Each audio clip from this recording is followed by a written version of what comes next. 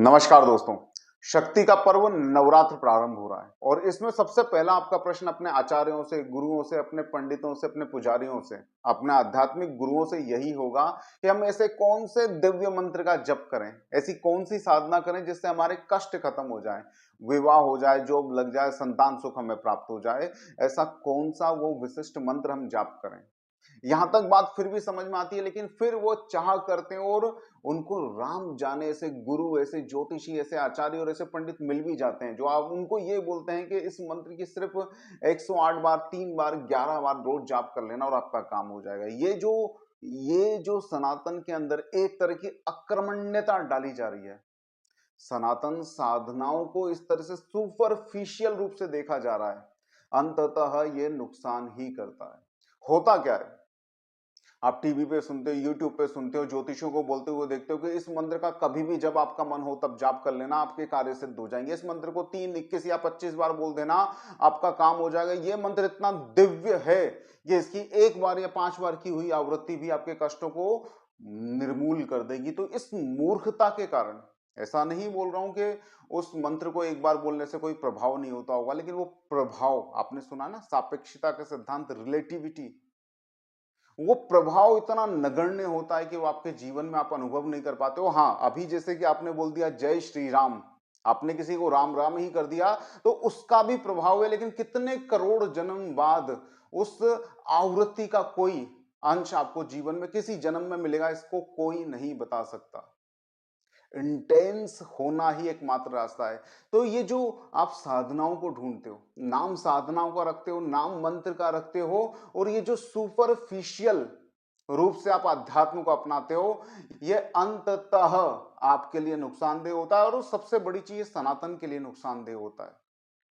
ना 1 बार किसी मंत्र को बोलने से आपका कोई कष्ट खत्म होने वाला है, ना 1 बार, ना 25 बार, ना 100 बार।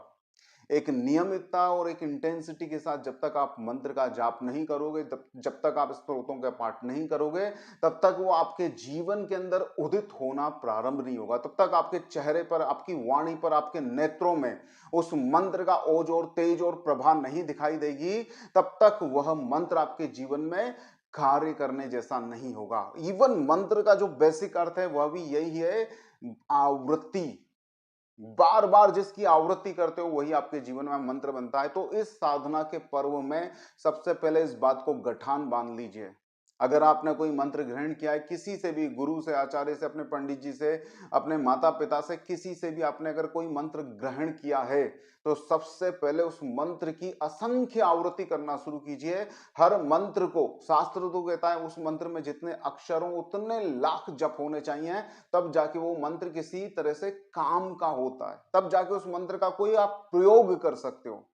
उतना ना हो सके तो कम से कम हर मंत्र की, जिसकी भी आप साधना करना चाहते हैं, जिस भी देवता के प्रभाव को जीवन में उत्पन्न करना चाहते हैं, या जिस मंत्र को मानते हैं कि हमारे जीवन से कष्ट को मिटा देगा, उस मंत्र की कम से कम 1 लाख बार आवृत्ति जरूर करें, कम समय में करें।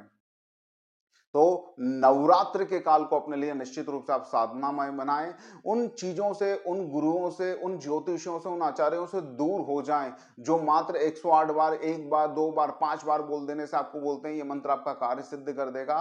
वो निरर्थक बात बोलते हैं। अगर इतना सरल सस्ता होता अध्यात्म, इतनी सस्ती सरल होती देव कृपा, तो इस धरती पर निश्चित ही कोई दुखी नहीं होता।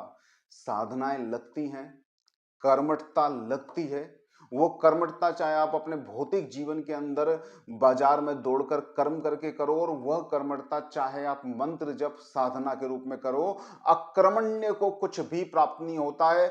आलसी व्यक्ति अंततः निराशा को ही प्राप्त होता है। तो जब आप साधनाओं की तरफ बढ़ें तो उसको सुपरफिशियली ना लें। मेरा आपसे यही अनुरोध है, साधनाओं को साधनाओं की तरह ही करें, तप को तप की तरह ही करें। समझें इस बात को, क्यों शास्त्रों के अंदर उन अखंड तपस्याओं को बताया जाता है कि इसने इतने समय तक तपस्या की तब जाके उनको किसी ने दर्शन किए।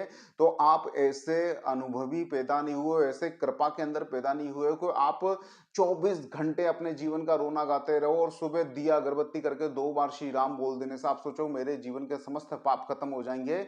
इस मूर्खता से आपको मुक्त होना पड़ेगा, और सत्य में, सच में आपको जीवन में अगर आध्यात्म, मंत्र का, साधनाओं का अगर कोई फल भोगना है तो सच में आपको डीप साधनाएं करनी होंगी। तो इस नवरात्र आपको जो भी आपके आचार्यों ने, जो भी आपको गुरुओं ने, आपके पंडितों ने, आपके ज्योतिषियों ने मंत्र दिया है, वो किसी भी भाव से दिया हो, आप ये निश्चित मान के चलिए कि इस नवरात्र में उसके कम से कम जितने उस मंत्र में अक्षर हैं, कम से कम उतने 1000 या 1 लाख आप जाप करेंगे और भगवती से प्रार्थना करेंगे कि मुझे उस मंत्र के परिणाम मिले।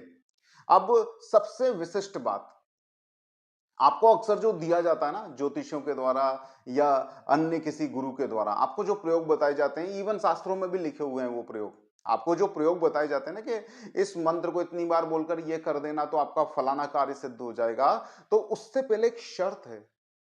प्रयोग बहुत छोटे होते हैं, किसी मंत्र के द्वारा सिर्फ 108 आहुति देने जितने छोटे भी प्रयोग हैं कि 15 मिनट के अंदर ही वो प्रयोग पूरा हो जाता है और उसके द्वारा किसी का मारण, मोहन, सम्मोहन, लक्ष्मी की प्राप्ति, जॉब प्राप्ति, संतान की प्राप्ति इत्यादि हो जाती है। ये प्रयोग हैं, शास्त्रों में हैं और ये आपको शायद बताए भी जाते होंगे, लेकिन ये प्रयोग अंतिम पड़ाव है। उस प्रयोग से पहले प्रयोग के लायक मंत्र को बनाया जाता है। जैसे किसी ने दाल को उबाल के फ्रिज में रख दिया हो, किसी ने चावल बना के फ्रिज में रख दिया हो और अचानक से खाने की इच्छा होती है, तो 2 मिनट के अंदर उसको फ्राई करके उसके अंदर बघार लगा के आपको परोस दिया जाता है, तो आपको लगता है 2 मिनट के अंदर हमारे पुलाव बन गए, 2 मिनट के अंदर हमारी दाल बन गई, 2 मिनट के अंदर हमारी डिश बन गई। लेकिन उससे पहले की वो जो सिद्धि प्रक्रिया थी, उसको पकाया गया था, वो आपसे छुपी हुई है।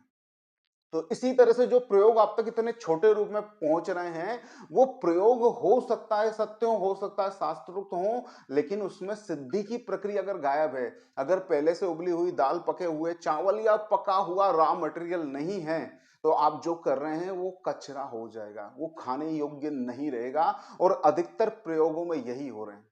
तो आपको जिस मंत्र के द्वारा आपको प्रयोग प्राप्त हुआ हो ना, तो पुनः उस मंत्र को जीवन में सिद्ध कर लेना, और सिद्ध करना बहुत बहुत ज्यादा कॉम्प्लेक्स नहीं है। आपकी इंटेंसिटी मांगेगा, आपका धैर्य मांगेगा, आपकी कर्मठता मांगेगा। अकर्मण्यों के लिए ना तो संसार में जगह है, ना साधनाओं में। आशा करता हूं इस वीडियो से आपको कुछ विशिष्ट बात महसूस हुई होगी, आपको समझ आई होगी। तो इन नवरात्रों को बिल्कुल व्यर्थ ना होने दें। आपको जो भी मंत्र, जो भी इष्ट, जो भी देव पसंद है, उसकी शक्ति को साधना के द्वारा अपने अंदर आत्मसात कर लें। नमस्कार दोस्तों, जय श्री कृष्णा।